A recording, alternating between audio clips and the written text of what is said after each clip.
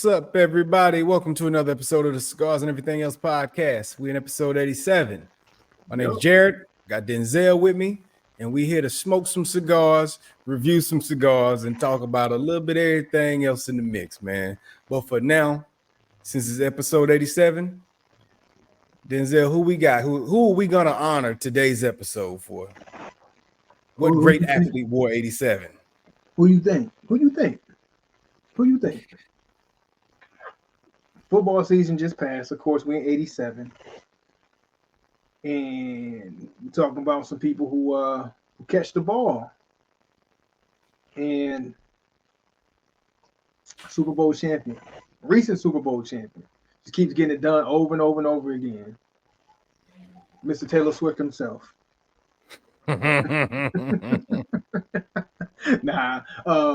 Put some respect on my man's name. Travis Kelce, man. Travis Kelce, 87. Kansas City Chiefs. Might go down as arguably the best. You think? In his position? He got time. He got a little bit of time left to really stamp that. You know what I'm saying? But yeah, he's making a case for himself. I mean, they have become quite the dynasty. You know what I'm saying? You can't start wondering. Watch that title. I mean, they look. I mean, Shannon Sharp, he's one of them ones. Right. But Kelce, that boy on them heels, if not on them toes. Right. I mean, ultimately, man, you know,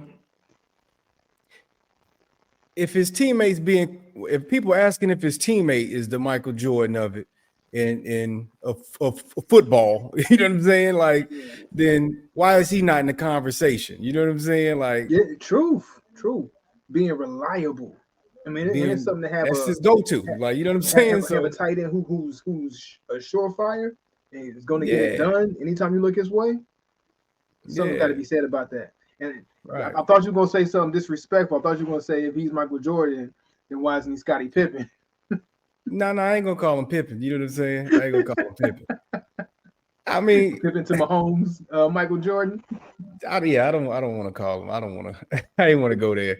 But I mean, somebody could make the analogy. You know what I'm saying? The comparison. But you know, I didn't want to do it just because Scotty is so soft. Is baby Dookie. I didn't want to compare him to that. Let's go Kobe Shaq if anything. You know what I'm saying? Like, I'm with that. But yeah, so 87. You know what I'm saying? Kelce. Got to give it to him. Much respect. And they getting it done time after time after time again. And how many more are they going to get if they stay with it? Ain't no telling. Yes, he still got time on the clock to get a little bit more added to that legacy and really pad that possibility. So yeah, that's hey man, I'm happy to have Mr. Kelce as today's honoree of the episode. We put your jersey up in the Raptors over here at Vernon's. That being said, though, we got to figure out which cigar is going to get put up into the rafter for today's episode. Hey, and before you announce yours, I got to say this, man. I almost made a huge mistake. You're talking about what cigar band are we going to put in the rafters today? I almost made a mistake.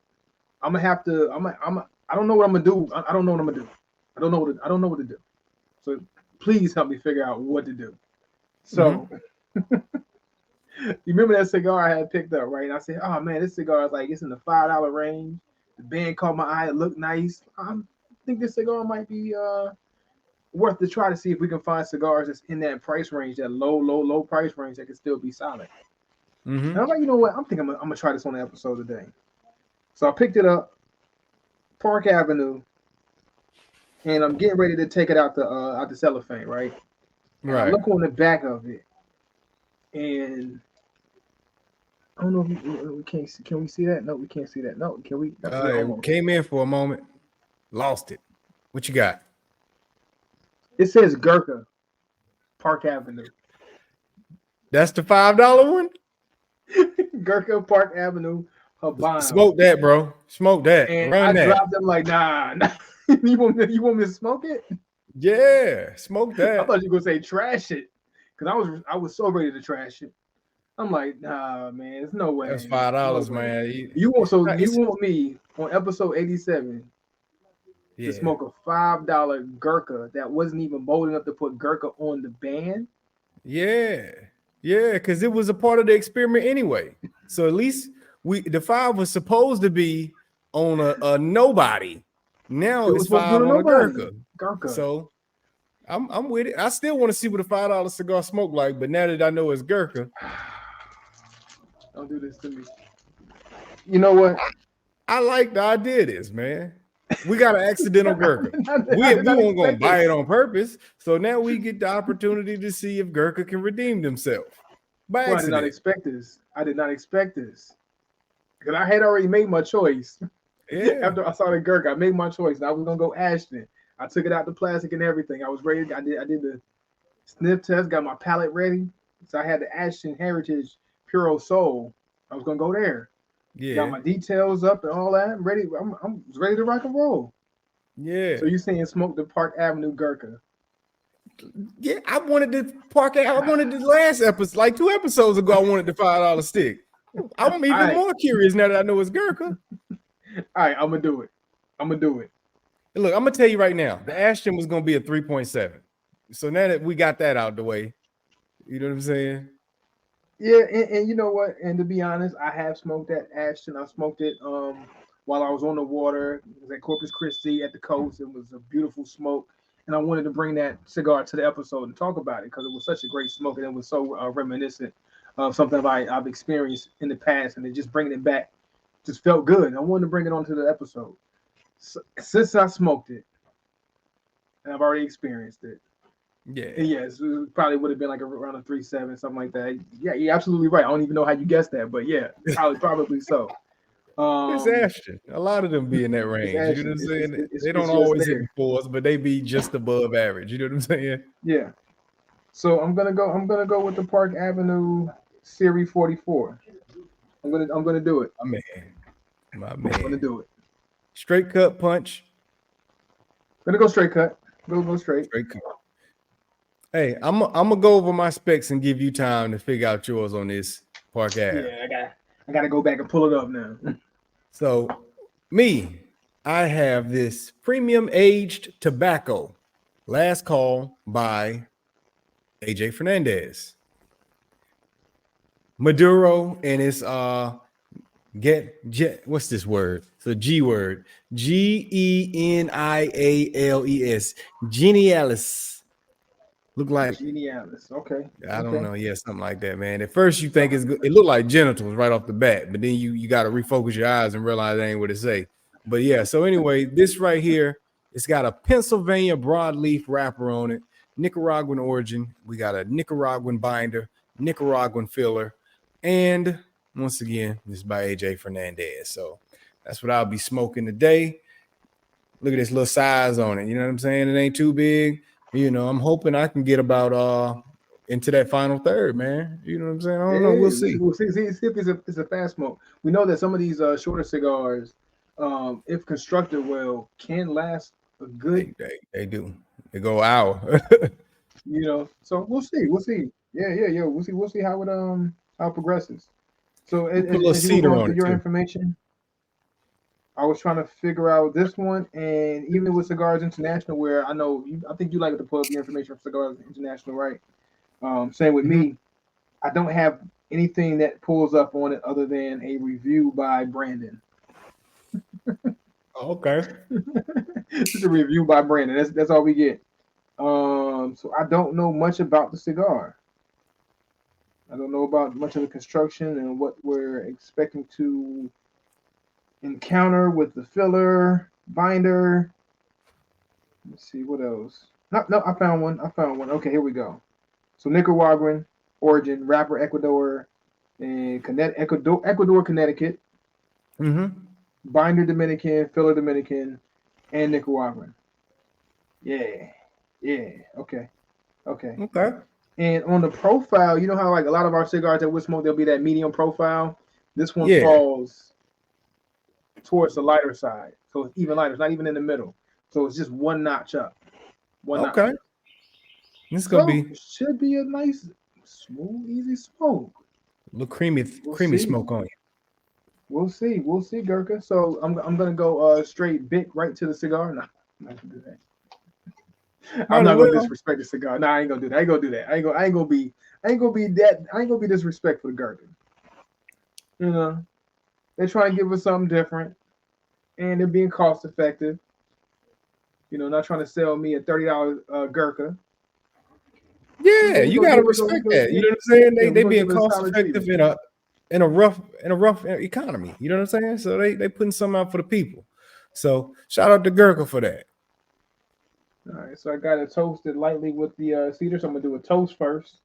So I'm gonna give it the best treatment. So I just gave it a nice cedar toast without trying to puff it. Right. Right. Man, I'm gonna tell you now, this last call right off the bat kicks up, man. Now I'm assuming some of this cedar is coming off the actual cedar stick that I had, but man, it's got some straight up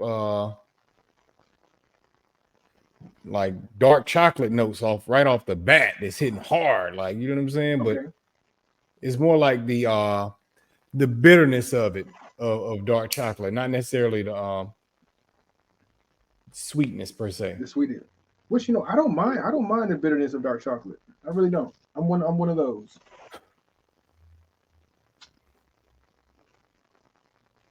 All right, there we go. Park Avenue 44. We got you lit. Took a couple puffs. Not bad. Not bad. Hey, I'm hoping this Gurkha can get at least a 3.5, man. That would really make my day if they get a 3.5. All right, here we go. Here we are. I never thought that I would be smoking a Gurkha Again in the rest of your life. Yeah. I got tricked into it, and then I got pressured. Hey man, I like this, man. I like this. This is the greatest accident ever, man. For you, yet we will find out. For me, we'll find out. For Gurkha also, man. You know what I'm saying? A brand that half of us hate and half of us love. So is your palate? It's half and half. I don't know if it's half. It can't be half and half. It's got to be like 10%, but that 10% are their Beehive Gurkha fans. You know what I'm saying? They just ride for Gurkha just that much. But I don't think it's that many. I really don't think it's that many. There we go. So hey, you were saying something, man, before we got on air, and you were talking about just where you are in life and things that you're trying to add to, and then also remove yourself from, in a sense. Right. And I kind of stopped you because I'm like, no, hold on. Whatever you got to say, because I think it's going to go in the direction I actually want to explore. Okay. So I want you to jump back into it and tell me, where were you going? Where were you going? I don't want to make any assumptions. Well, I was saying for myself, man, I'm reaching a point where I'm feeling like I'm ready to just pull back from the internet, period, man. I want to get to a stage of life where I'm back to how life used to be. I'm missing the old days where TV cut off and where you didn't have a unlimited amount of content to watch. You know what I'm saying? Yeah. Because ultimately that's a distraction. So like I'm gonna start doing that for myself, where I'm giving myself boundary hours and stuff like that.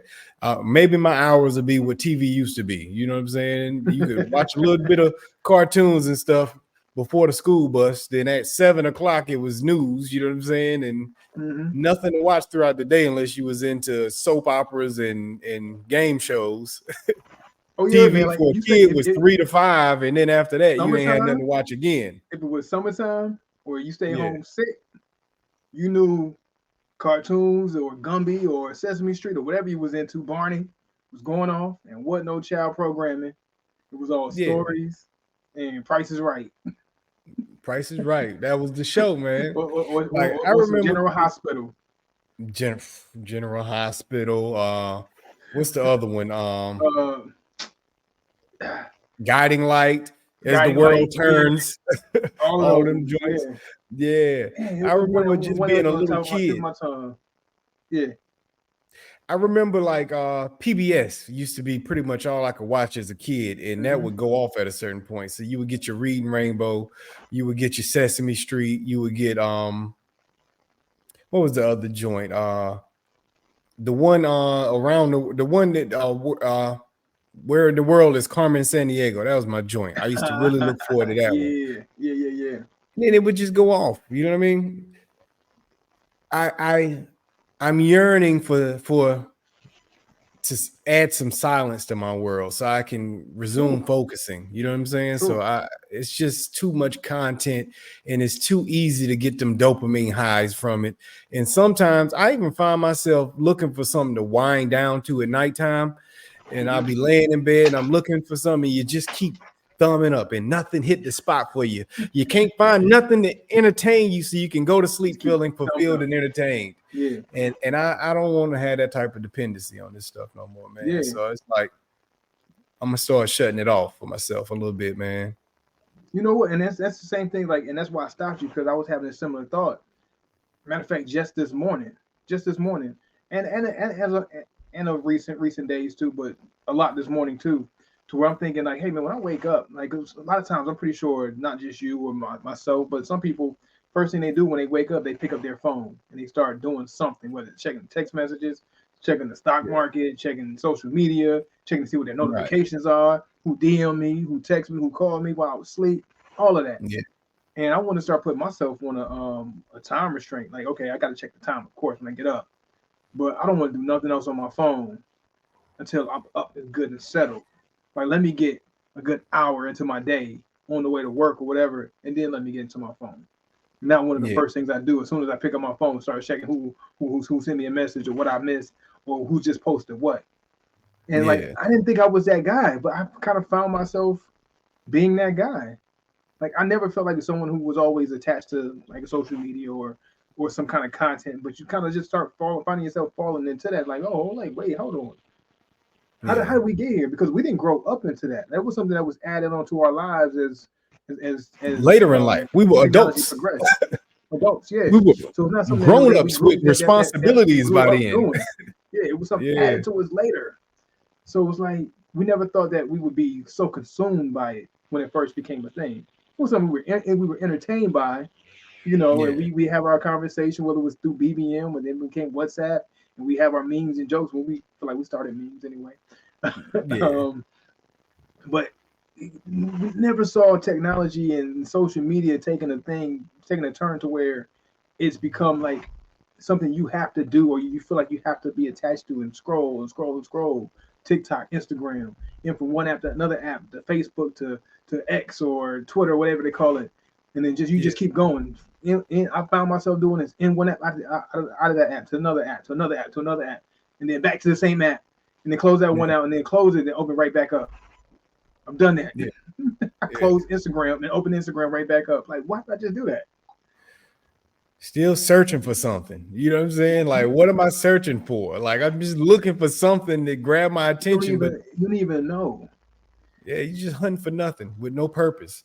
And that's what it's become. And it's just so much out there as far as the content that you just end up stuck in it. Like my children, I can't even get them into programming because they just would rather watch user created content. And it's just like, man, that's cool and all, but once you start dedicating so much of your attention to that, you're building other people's legacy, you're building other people's their livelihood, but you're not focusing on yours anymore. Like, you know what I'm saying? And that's that time that you spend dedicated to indulging in somebody else's content, you're taking away from what you could be creating. And especially when we were kids, we had that time to be able to curate our minds and our artisticness, right? Yeah. For me, whether it was music or whether it was drawing something or whether it was writing poetry or whatever it was, I would have that time for myself. We didn't like once TV went on or wasn't no TV programming on that Saturday. We were talking about like after cartoons went off and wrestling went off. My pops was watching bowling or Swamp Thing or Hawk or something like that. That would come on Saturday afternoon. You know what I'm saying? Or news or whatever. Or the Weather Channel. You know what I mean? But so when that time came, if we weren't outside playing, getting tough, getting strong, getting good at a sport or whatever, building Yeah. those things, we were in the house and we never had video games. My dad would not buy us a Nintendo. We wanted one. We asked one for every Christmas, every birthday. Never got a Right. Nintendo. So when we were home, we had to do something. So I found Yeah. myself doodling and drawing and you getting good at art or starting to write down songs or learning how to make songs and just creating something of myself or whether it was going out in the backyard and practicing martial arts all day. I had to Yeah. go you had to go do something to cultivate you. Or like you said, when you go outside with your brothers and sisters or the other kids in the neighborhood, that was social media. That That was was our social social media. media.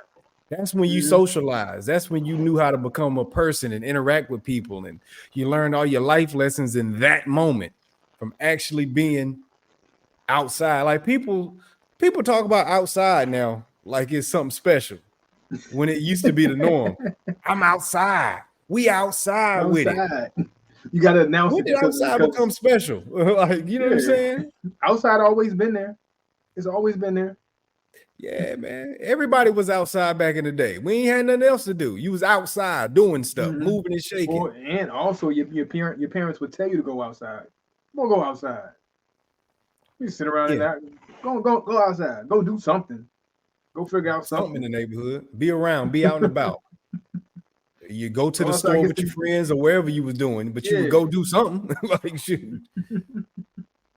I'm at a stage where I feel like I need that balance. I need the balance that came with back in the day. So it's nice to know I have the option to go back into this whole media field, internet world, but it doesn't need to be everything. You know what I'm saying? I Yeah. need to get back where it's a balance of having a real life beyond that and doing stuff, cultivating certain talents and abilities. You can get so much done. Like, you said on an episode, we're not busier, we're actually freer, but we're more occupied. You know what I mean? Like, and Yeah. that rings true. You know what I mean? Like, so if I didn't spend an hour doing whatever on the phone, you know what I'm saying? Like, what would you be doing with that hour? With that hour. Maybe cleaning your Exactly. home, maybe cooking dinner. You know what I'm saying? Instead of going out to eat, maybe you would go exercise instead. Maybe you would learn an instrument. You know what I'm saying? Whatever you Yeah. want to do. You know what I'm saying? You would Yeah. find something to do to Find pass the something to time. fill that time. Yeah. We need to be bored again instead of being bored Yeah. because nobody dropped a good video today. You know what I'm saying? Like, we need to be bored to find a way to fill the boredom with something productive. Yeah, because being bored is how we got here, how we got to these Mhm. advancements. You know, Correct. and it's sad to see, and I hope our youth learn it. But the crazy thing is, just like you said, you mentioned it for yourself. It's not even just for the youth; it's for us too. Yeah. Us 30 plus, 40 plus, 20 plus. You know what I'm saying? 50 plus. It's for us Yeah. too. Because like for us, it feels like it took us by storm, and then we get lost and we realize how deep we are into it. With these kids, they were born into it, so it's their norm. Yeah. It's their norm. And yes, we should try to break them away from it and give them that because humans don't change. Humans don't change. We're the same Yeah. humans we were 1,000 years ago. You Yeah. know, With so new we toys and need certain. gadgets. Yeah, just didn't have those things. Just didn't have those certain amenities available to us. So we still need to go out and do things to become what we need to become and have the Mhm. advantages and advancements that we need to have. And we can't do it if we're just tied to our phones and social media or some gadget or whatever. So Yeah. I'm absolutely with you on that. Man, back in the day, if you was a kid, you could never say you were bored. If you said you were bored, your parents would put you to work. You know what I'm saying? Exactly. Like, That's one. Yeah, true. Oh, you bored? Oh, I got something for you. I got something take for this you. broom, go outside, cut the grass, Here's a rake. go Here's a rake. rake up them leaves.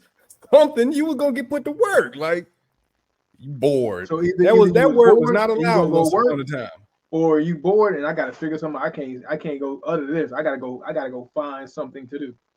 And Yeah. we would go find something to do. We would.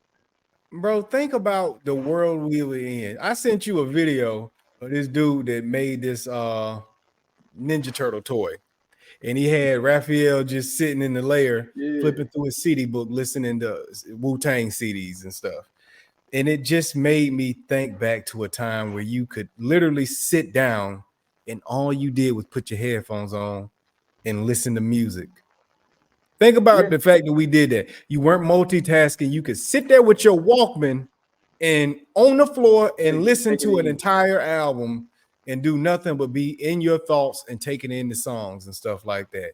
Probably imagining stuff, visualizing the world and things, and listening to the actual story and imagining the stories that you're hearing and stuff, or thinking about your day or what happened today or what's going to happen tomorrow.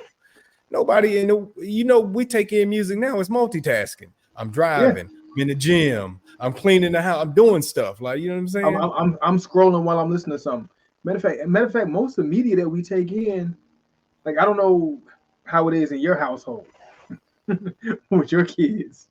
Well, I can with my kids, I'm like, hey, we're about to watch a movie. This is how they watch the movies.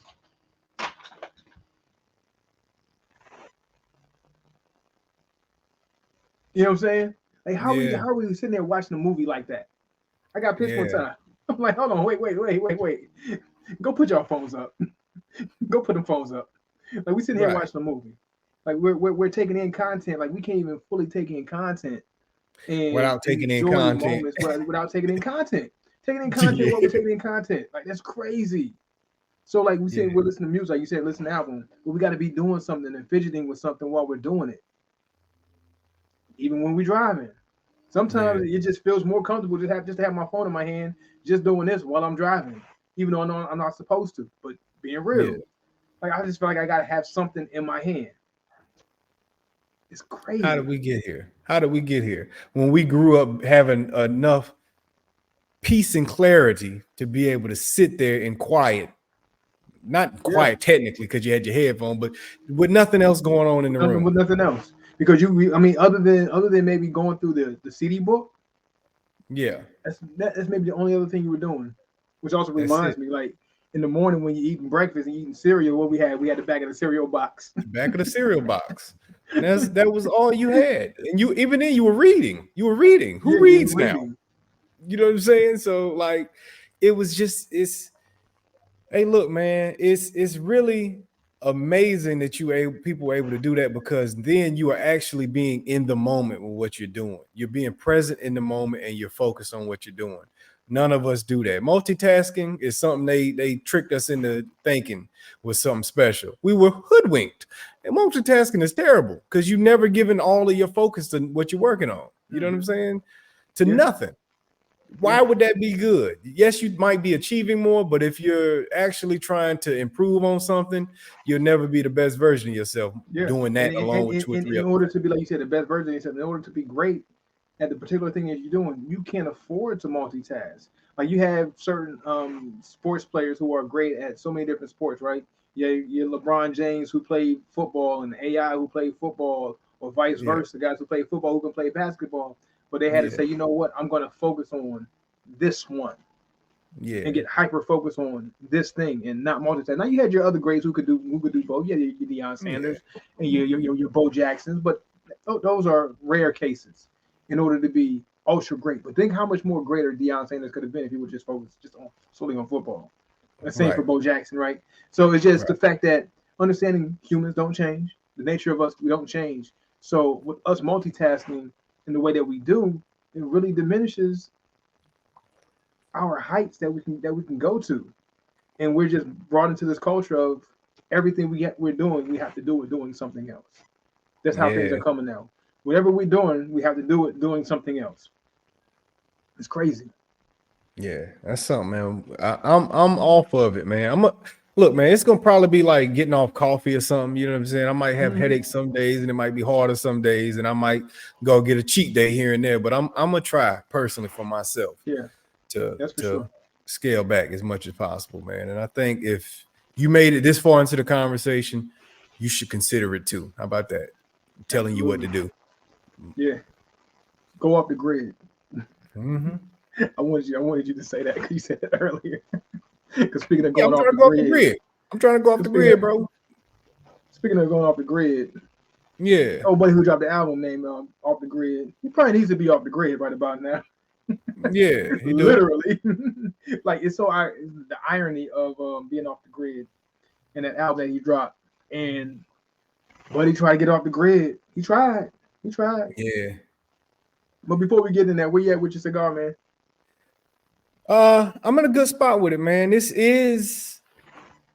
They had the little meter. How you said you on the light side of the meter. I'm on the red side of the meter, and I'm legit on the red side of the meter. I feel like I'm getting a coffee wake up or something. You know, I feel like a boost. I'm waking up, but it's got the chocolate notes that I mentioned. It's got heavy espresso. It's got a good aroma coming off of it, and it's I would say those are the things I'm kind of picking up on now, man. Just some espresso, some chocolate, and nice full body smoke. Good aroma coming off the smoke. Okay. Right. Yeah. I like it. I mean, you knew what to expect based off the profile. Yeah.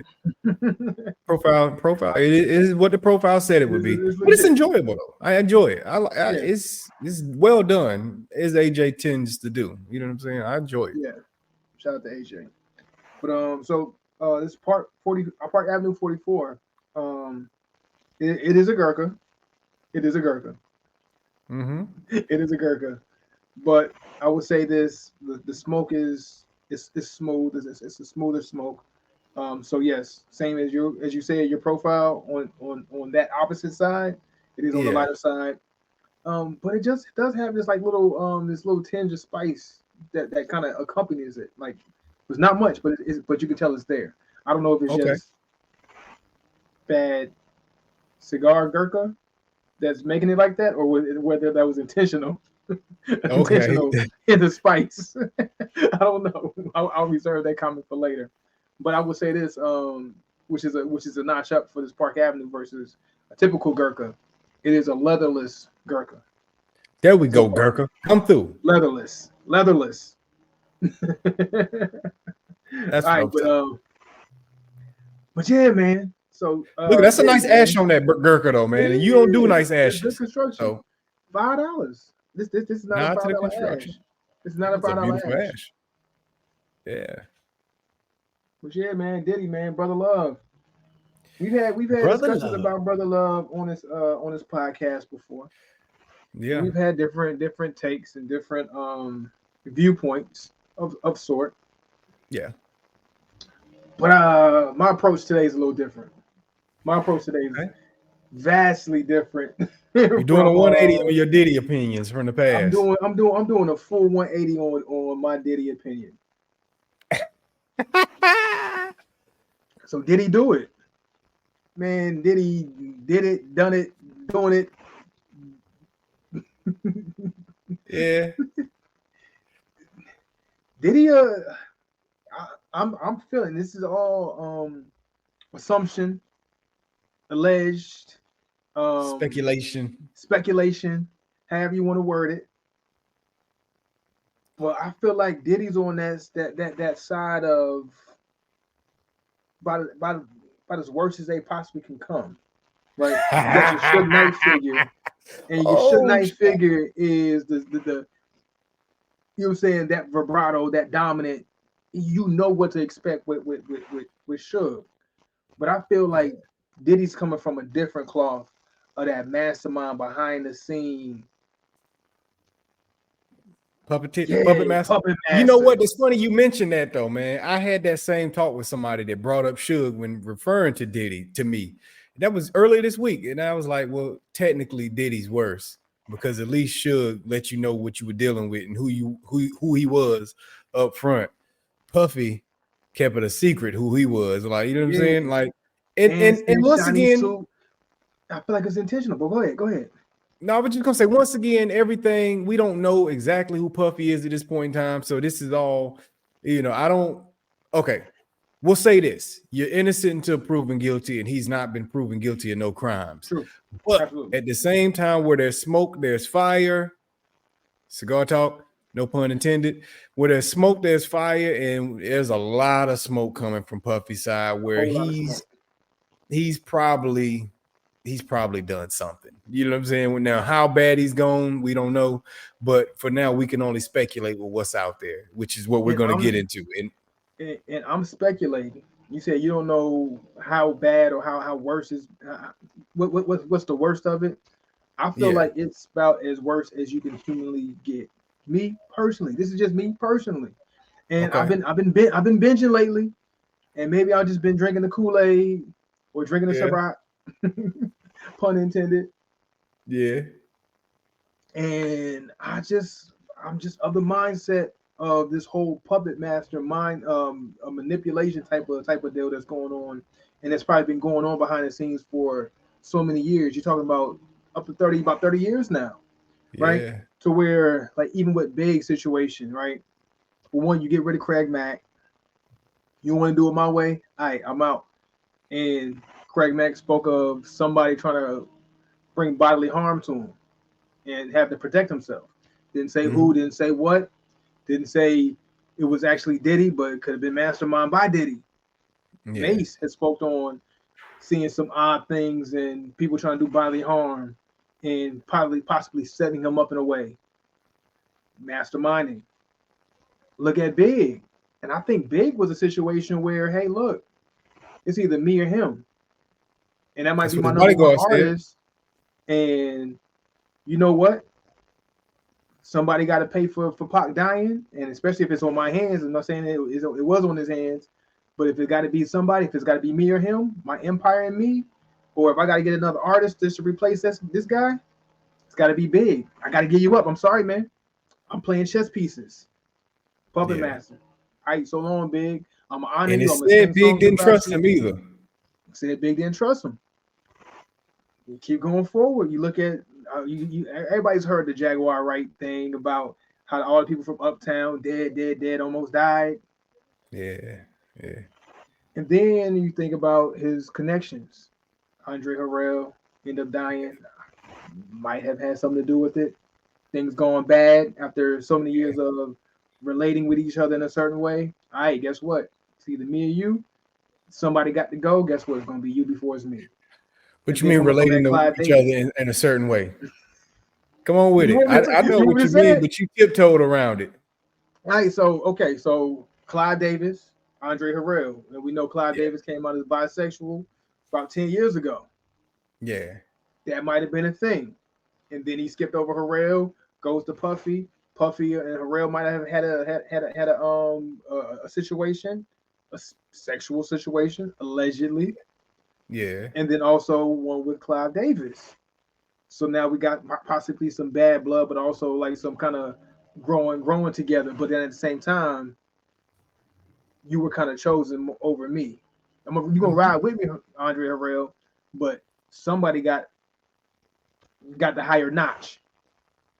Probably by doing something, you know what I'm saying, doing more favors. Right. And was favored more so than the other. You know, Pretty Boy Puffy. You know. Yeah. Got the swag, young, he on top. Yeah. No Diddy at the top part. No Diddy yet, no Diddy. Yeah. And then relationship probably going bad to where, you know what? We're going to talk about some of these things. And I'm gonna out you. All right, well, you got to go. Kim Porter, you got to go. And it seems like elimination along the way. I'll be sure, almost died. You got to go. It's like, hey, look, if it's and you can see probably or the possibility of that growth of egregiousness, like growing throughout the years, throughout the decades, and things becoming more and more apt to be like, hey, look, I gotta eliminate whoever I gotta eliminate. And you've seen it become more and more frequent as decades pass. And that's just, to me, it just looks like a Diddy thing of where you're growing more egregious and less and desensitized to some of the crimes that you're willing to commit. All legend, all speculation. And I'm just dissecting more and more, just looking at how these relationships, the whole Clive Davis, Whitney Houston thing, Clive Davis, Left Eye thing. You just see so much of Clive Davis behavior, alleged behavior, and Diddy kind of mimicking some of these behaviors and becoming bigger and worse than what I don't even know if worse if there's a worse, but it's just you see some kind of you see some matching. Following his mentors. Yeah, following your mentors and some of the things that you were forced to do and had to do in order to be to get to a certain place in your career, and you're following in that mold. Yeah. That's just what it's starting to look like to me when I separate everything. And I've never been a big Diddy fan. You know, I love some of the music that was put out. You know, with some of the artists that he had. You know, from 112 to Big to Shine and all the great things that he's done musically, right? But I Yeah. was never really a Diddy guy. Never really cared much for Diddy. Love the music that was put out from the camp, bar none. It's been some good stuff throughout the years, you know. Yeah. But just having to step back and look at, it's not looking like what it should look like. And that's interesting to hear you go down this path, because last time we discussed Puff on the show, you know, we went down a path where, you know, you was kind of defending, you were kind of defending Diddy a little bit, and I felt like I was being the Puffy hater, so I had to pull it back a little bit, you know what I'm saying, and kind of try to walk the line, you know what I mean? But so now you after more information is continuing to come out, you kind of like, hey man, all right, maybe dude ain't what I thought he was. Maybe he was messing some people over. Yeah, and not just messing them over, but eliminating. That's the Eliminate part that's people getting too. me. Like it's the elimination of individuals. Right? I get bad practice, you know what I'm saying? Maybe some bad sexual misconduct or whatever, but I'm where it gets me is the elimination of people. And we've always seen it. We've always kind of talked the conversation, but when I looked at the lineage of things and the Yeah, elimination of people from other sides, it's yeah. looking like it's the same type of deal. And it's like, nah, this is deeper than what I thought originally. This goes deeper. This goes deeper. Well, you have everybody that's connected to him saying the same thing about him. So at a point, it does become, all right, is it conspiracy when everybody connected to you all saying that you messed us over, you tried to get rid of us, you did this and that, like everybody saying they had some type of distrust or disdain, and you're the only one to survive everything. Like Mm-hmm. even Keefe D said, man, we grew up as childhood friends and Pop Warner together, me and Suge, and he put us against each other, and his empire is the only one that made it. Like Yeah. Keefe saying it, Suge didn't make it. Like everybody looked at the Tupac and Biggie beef. Pac hated Puffy worse, from what I gathered. He just was like, he always said, that's my little brother with Big. Like, that's my little brother, and I'm mad at him right now, but you know, it is what it is. He seemed to hate Puffy. You know what I'm saying? It was never that with Puff. Like, I think he wanted to put hands on him. You know what I'm saying? Like, Yeah. as a matter of fact, they said he ran him up underneath a car or something one day or something like that. Like, you never heard that story? Nah, I never heard that story. Pac caught him at like an award show or something like that, and chased him outside or something, and Puffy like ran and hid up underneath a bus or something like that. Man, they couldn't get him, but so I think he really wanted to get his hand. Yeah. It's all these people that's connected. I sent you the video of the dude with the deposition from like they were interrogation like back in 2018. Some random guy that shot up a hotel on behalf of Donald Trump or something like that. Mm. And the Yeah, guy yeah, seemed, I didn't get to finish that video. I didn't get to finish that video. he seems kooky and crazy, but he's saying everything that came out to be true that we found out in 2023 through the Cassie lawsuit. He said I was a sex worker for Puffy, and I would have to sleep with Cassie while he sits in the corner and beat his meat in the corner. You know what I'm saying? To us. And he was like that Puffy would do all this cocaine and stuff in the corner. He said, and I would overhear certain business meetings that he would have because he would have his phone connected out to the speakers and stuff where he could hear it. And he was saying that how Puffy is pretty much his lawyers get him a lot of good deals. He got the same lawyers that were with Michael Jackson. He was like, Michael Jackson was definitely overdosed on purpose. It was nothing by accident. He was saying that that basically after the situation happened where he had messed around with Puffy and all that, he said that Puffy's gay. said Rick Ross and DJ Khaled Gay, they all had these wild boat nights and stuff where they get drunk and sleep with people and stuff. And he said that Puffy was afraid that he was gonna come out against him and tell everything. So he said he paid him off like 50 grand is quiet money. But then Puffy ended up, after he paid him off, he went and tried to get him in trouble with the law by saying that he was an extortionist. He said, and then Puffy still was worried that he was going to tell people. So he sent people to his house and stuff like that to threaten him. He had, because he lives in Miami. He said he sent Rick Ross and some of his people, some of the goons to the house to threaten him because he was worried it was going to get out. And it seems that's a theme for what everybody's saying with Puff. He's worried that who he is behind closed doors is going to get out. Yeah. So a lot of elimination comes from that fear, is what it seems. Yeah. And that's what I feel like drive is. It's like that driving factor too, because he worked so hard to have this outward image of this guy, right? Of you know, brother love. I'm spreading love and uplifting this, and I'm doing that, and you know, the guy who came from not necessarily nothing, but I built a brand and I became this guy, and this whole Gatsby mindset, and I'm rich and flashy, but you know, I'm still a humble guy, and I'm so nice and this and that, and I think it's a mask, right? And that's what kind of, you know, rubs me in a way, and it's like you're seeing through the mask now, and it's like, hold on, because before you're able to just like, all right, well, there's some things you hear or whatever, and you kind of just get past it because of the mask, and then going back and listening to some old interviews, and you can kind of see that body language.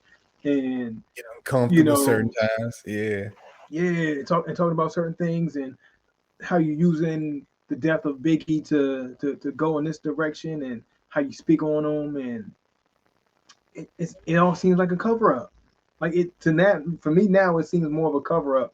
Like the whole persona of everything you've been doing over the last 30 years just seems like a cover up from this madman that's behind the scenes. But then also throughout the years, you hear these stories and you've seen these things and these incidences of this madman peeking through. The whole run to somebody's office and beating them up, the club situation with J-Lo and Shine, and like you see these peaks of a madman. You see peaks of a madman throughout history. If you look back and it's beating Drake with a weight. Mm-hmm. Doggone. Like you tried to attack Kendrick. Hanging Wale over the edge of it. But no, you see these episodes of a madman, and it's hard to see it in a moment, like until you get to 30 years later, and you just start adding it all up together, and it's like, yo, my man is crazy. This man is crazy. Yeah. You know, because like you're able to kind of like, it's like in a relationship, like you have people who get in an abusive relationship, and my heart goes out to those people who stick with people in abusiveness, in abusive relationships, but they try to make it, make themselves look nice and after the moment, and you kind of forgive and then go and forget. But then once you step back and you look at that relationship that you've been in for 10 years, it's been abusive, you're like, these are way too many instances over 10 years. Like, you don't isolate anything, you consolidate it all. And once you consolidate it all, it just looks wild. It looks wild. Like, but if you separate things from 2-3 years, 4 or 5 years between incidences, it doesn't seem that bad in the moment. Like, oh dang, something else happened. But like Draymond, who keeps getting suspended, like you keep seeing somebody do some things, and then you just like look at the culmination of it all. You consolidate it, and it's just like, man, no regular person is doing these things in a 30-year period. It's just not happening. Some people have bad days and bad moments. But then when you consolidate it all, and you like, yo, your stats are looking crazy, homie. Yeah, like, you built the highlight reel, homie. Like, what happened? Yeah, like you're out of control. It's overboard. So that's where I'm at with the whole Puffy thing, man. That's where I'm at with the whole. It's too much. It's too much. Yeah, that's the point I reached with, like, for me, I can be dismissive of stuff up to a certain point, and then it reaches a certain point, and you start kind of preparing yourself like, all right, this is a real strong possibility. Like when Bill Cosby, he had a bunch of women come out before I finally accepted. All right, Bill done something wrong somewhere You along the line. You done I don't something. know how bad he done it, but he done something wrong at some point. Like, and that's Yeah. where I'm at with Puffy. It's like I don't know how egregious he is, but he's definitely not been a good guy in his life. He's done some stuff wrong at some point. So Which leads bring me this to the question for you: Do you think it's malicious, or do you think it's something where he's making mistakes and then trying to clean them up, or do you think he just a like combination. is so dark? It's a combination. I think in the beginning, it was a few mistakes that were made that now I have to pay a price for, and I have to find a way to cover it up. Then after you make those few mistakes, it becomes a normalization to you. Like you just become desensitized I'm comfortable with it, yeah. and normalize it that this is my lifestyle. And then once you've done so many bad things, it's like, all right, what's one more bad thing? What's another bad thing? What's okay? Now this one's not as bad as that one. I've done way worse. So even though this is still bad in most public people's, in most eyes of the public, to you, because you're desensitized and you've done way worse, that you just now start developing a habit of doing things that to you don't seem as bad because you've done way worse, but in the public eye, yo, this you out of control. And I think that's the kind of guy Puffy's become. Have you ever watched the show You before? What's that? You ain't never watched it? Okay, it ain't worth explaining. Oh my gosh, bro. Oh, okay. Go for that. I got something to share. I was just gonna say Puffy has become the dude from You. So anybody that's watched the show, they'll get the reference. But go ahead. What are you gonna say? I gotta check that out. I'm blown away. I gotta put my cigar down. All right. So this morning, I had a feeling, right, and something rang in my head. R. Kelly, when he said, "I gave y'all 30 years of my career." 30 years. Now, this is all assumption, speculation, or just some conclusion I'm drawing up just from a few incidences. I feel like that this whole soul selling thing is a 30-year deal. I started doing a little bit of research and just looking at dates. You know, we love looking at dates and like, man, this belongs up with childhood, adulthood stuff, all that stuff, right? Yeah. And I'm like, okay, so Michael Jackson died in 2009. Yeah. And I said this, when did Off the Wall, when did his first solo album come out? And I just looked at it. 79. Like, don't tell me it was 30 years ago. And sure enough, 1979. 79, yeah. 30 years collected. R. Kelly, okay, y'all 30 years of my career. When did he go things start going bad for him? Yeah. And I looked up R. Kelly, and then in Wikipedia it says 89 to this and that public announcement. 89, 2019, things go bad. Yeah. Bad Boy Records. Man, when was Bad Boy Records established? I looked it up. 1994. 94, yeah. 30 years later, it is 2024. I said, you mentioned Cosby.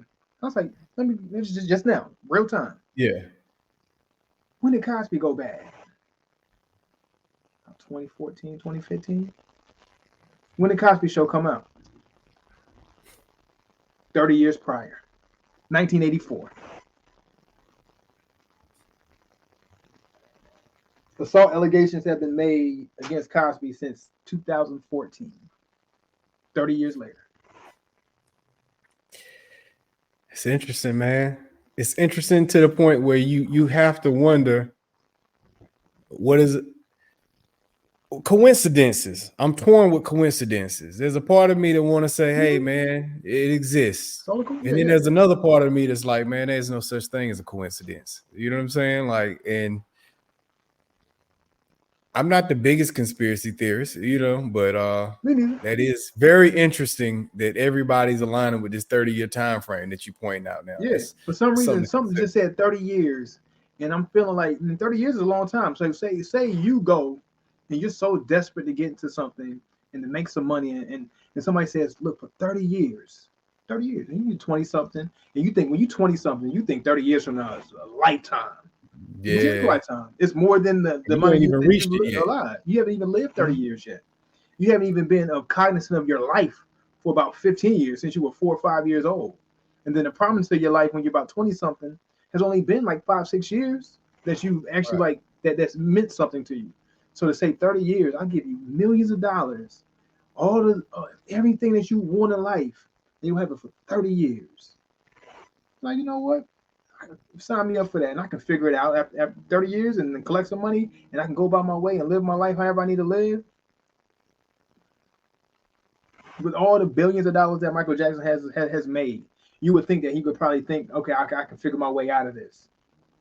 I can figure my way out of this. I done made billions of dollars. I can figure my way out of this. I just need to get this Billy real quick, and I can go about my way and figure out life however I need to figure out. So let me sign this 30-year contract and do what I got to do. I'm just saying. Conspiracy, speculation. I don't know. It's just something I thought about just this morning. I wanted to bring it to you, see what you thought. Especially if you said Cosby. I looked up. I wasn't gonna say nothing until you said Cosby. Like, yeah, Cosby is an interesting situation. Let me look up Cosby real quick. We at the end of the show now, so I'm gonna probably be looking this up after we get off the air. We probably gonna be still looking into this because I want to dive into this a little more because I'm curious. But that's interesting, man. I'm intrigued.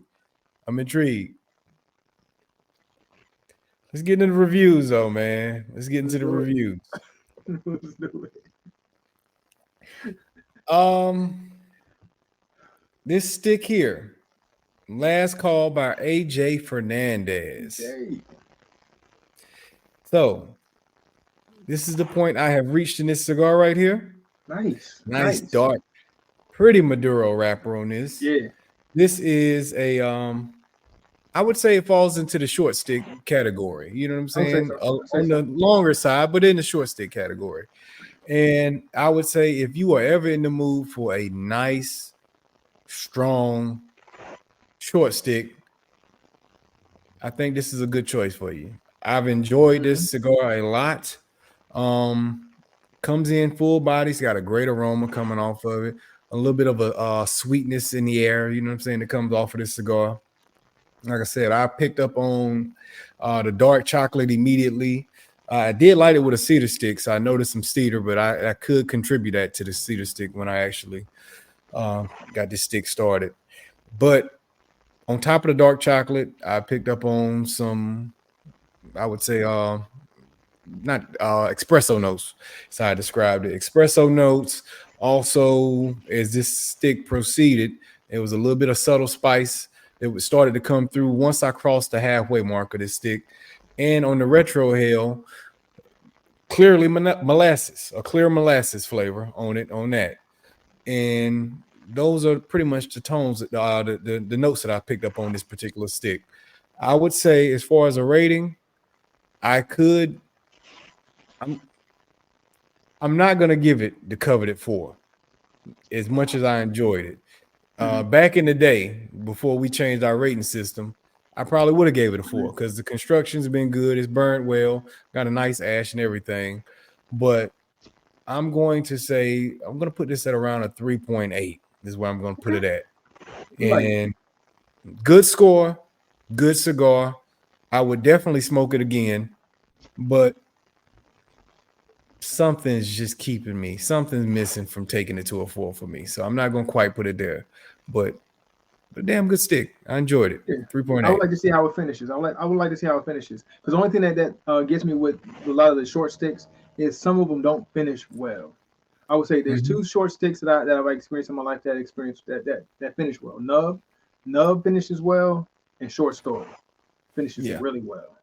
Those are 2 goats in the short stick realm. If it can finish up anywhere like those 2 shorter sticks do, I can see it probably being bumped up. If it finishes like nice, really nice, like those 2 other sticks, then possibly. But the only thing that scares me is like not a lot of short sticks do finish strong or stronger than they start. So here we are. Agreed.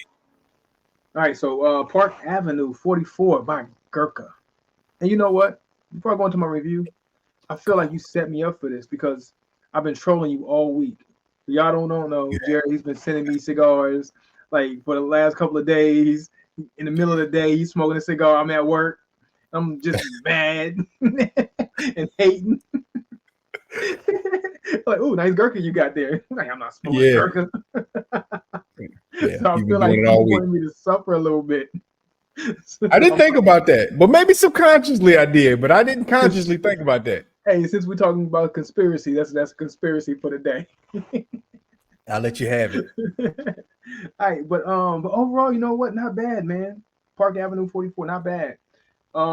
Reading the description a little bit, it says it's supposed to be leathery, but if this is Of leather course. for Gurkha, this is where you need to be. Gurkha, your Park Avenue 44.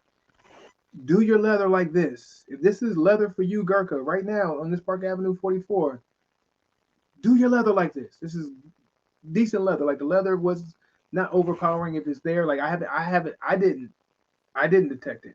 I didn't detect leather, but the description said it's supposed to be leathery. Which is wild that they actually put that in the description. Gurkha, they are going so hard with leather. But They don't I didn't miss. get that. I didn't get that off of this stick. Um, it did have a nice smooth creaminess to it. You saw I had good ash for a good little while before it ultimately fell off. Um, so the construction of it was done very well, surprisingly well for a $5 cigar. So Gurkha, applause for doing a nicely constructed $5 cigar with this Park Avenue. The flavors, however, wasn't the greatest flavors that I look for in a stick. We did have some nice herbs, nice tobaccos. You could tell there's some coffee bean flavor, which kind of leaves like a little bit of a bitterness, like that coffee that black coffee bitterness type of deal. But it was subtle enough to where it wasn't something that was going to make my palate so not be Frowning. taken Yeah. well to. Yeah. I didn't frown at it like, but it was just something that was there that's like, yeah, this is like a bitter coffee bean. It was just black coffee type of deal. But overall, not too bad. Not too bad. And I say not too bad because I guess I'm thinking Gurkha. So of Gurkha cigars, is probably one of the better Gurkha cigars I've ever smoked. Believe it or not. Believe it or not. All right. One of the better Gurkha cigars I've smoked some not higher end, high end Gurkha cigars. Because I know Gurkha can go up there with their Yeah. Ferrari cigar moniker. But for a $5 stick, I'm not mad at it. I'm not mad at it. I am not mad at it. Is it something I'm going to pick up and go smoke again? Probably not. But if I saw somebody smoking this, I wouldn't be like, you're having the worst experience ever. They're probably having a decent experience. They're probably chilling at a cookout and throwing one back and smoking a cigar and just enjoying life. And I wouldn't be too, you know what I'm saying? I wouldn't look at them sideways. Do your thing. Do your thing. But overall, the cigar, I'm going to put it in the threes. I'm going to give it a 3 because we have a very cheap cigar, $5 range, low on the leather, creamy smoke, light profile, not the best flavors, but not the worst. I didn't turn my nose up at it. So solid 3.0 for Gurkha Park Avenue 44. One question: can you Yeah. grade it for me on a $5 curve, or was that it? Well, it did give it a bump for the grade because it is a $5 cigar. But if I said of all the cigars I've had that were in that $5 range, which Mm-hmm. Brick House, I've had a Brick House which I've hated, which was a couple of them I had around $5. I can't remember. It starts with a C, and that was around the $5. It's like early on. I'm thinking back to early on because we've been smoking up 15 and up for a good little while on this episode on this podcast. But if I had to grade on the curve based on the other $5 or something around that range, I'm gonna say 7 to 5, under 8, Okay. because I think 8 gives you a good medium stick. So under 8, 5 to 7. I say this gives you a 4. I would say it would be a 4 if you had to rate it amongst other cigars in that price range. I didn't Okay. hate it. I didn't hate it. That's But we're cool. talking about in that price range. Right? Yeah. We're not rating against Not Plasencia in Colita general or cigars. Monte Cristo, Fuente. Yeah. We're not doing that. My father's we're not Oliva. We're Yeah. not doing that. If I had to rate against them, I might lower it down to a 2 something. if I pick up a Plasencia and start smoking that, 2.5. But no, Yeah. for what it is, 3.0 for what it is. Okay, Whatever cool, with it. man. That's cool, man. All right, well, man, this is the Travis Kelsey episode 87. We appreciate y'all for tuning in to this week's episode of the Cigars and Everything Else podcast. We up out of here. Keep them cigars up. And don't be Diddying in your free time.